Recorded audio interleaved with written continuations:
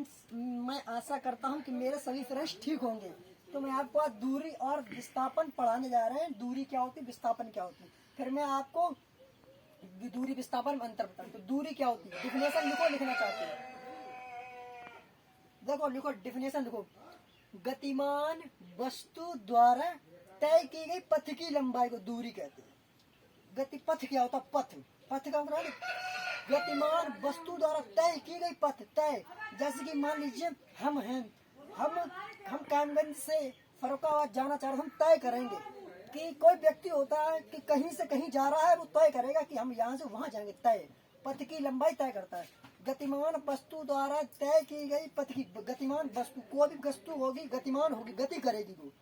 जब कोई वस्तु गतिमान होगी तभी तो पथ की लंबाई दूर करेगी। जैसे कि मान लीजिए हम कायमगंज से फर्रुखाबाद जा रहे हैं, तो हमने तय करा है, हमने अपने द्वारा तय करा कि हम फर्रुखाबाद जाएंगे या अलीगंज जाएंगे।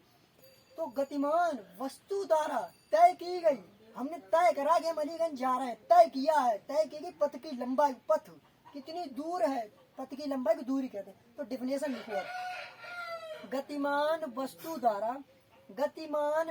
द्वारा तय की गई पथ की लंबाई को हम दूरी कहते हैं।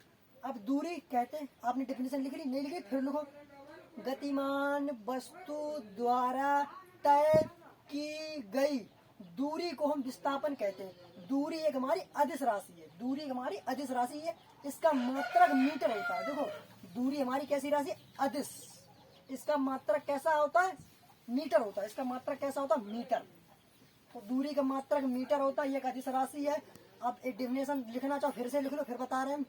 गतिमान वस्तु द्वारा तय किए गए पथ की लंबाई को हम दूरी कहते हैं। ये हमारी एक अदिश राशि है और इसका मात्रक बहुत पूछा जाता है। मात्रक क्या, दूरी का मात्रक क्या, विस्थापन का मात्रक क्या है, बल का मात्रक क्या है, ये चीजें। आप हमें मात्रक की वीडियो बनवाना चाहते हो तो कमेंट में हाँ बोलिए कि भाई आप मुझे मात्रक की वीडियो बता दो। जितने मात्रक हम सबकी वीडियो बना देंगे। बल का मात्रक क्या होता है, कोण का मात्रक क्या होता है, वृत्ति बल का प्रतिरोधक का मात्रक क्या होता है, सबके मात्रक बता देंगे। जिसका मात्रक होता है मीटर, ठीक है ना। ये अदिश राशि है। अब हम बताएंगे विस्थापन। विस्थापन भी बहुत सरल, इससे ज्यादा सरल विस्थापन है, याद कर लो, डेफिनेशन लिखो ना।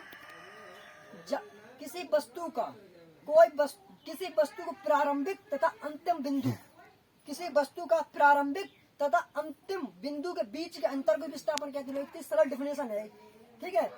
अब हम क्या कह रहे हैं, डिफिनेशन लिखो। किसी वस्तु का प्रारंभिक बिंदु और अंतिम बिंदु के बीच के अंतर को ही हम क्या कहते हैं, विस्थापन। अब हमने क्या करा, मान लीजिए हम यहाँ से यहाँ जा रहे हैं, ये हमारा क्या है, प्रारंभिक बिंदु, और ये क्या है, अंतिम बिंदु। इसके बीच के अंतर को हम क्या कहते हैं, विस्थापन। क्या कहते हैं, समझो, अरे उदाहरण से देख लो तुम लोग, ठीक है। किसी वस्तु के प्रारंभिक और अंतिम बिंदु के बीच के अंतर को हम क्या कहते हैं, विस्थापन। तो डिफिनेशन लिखो।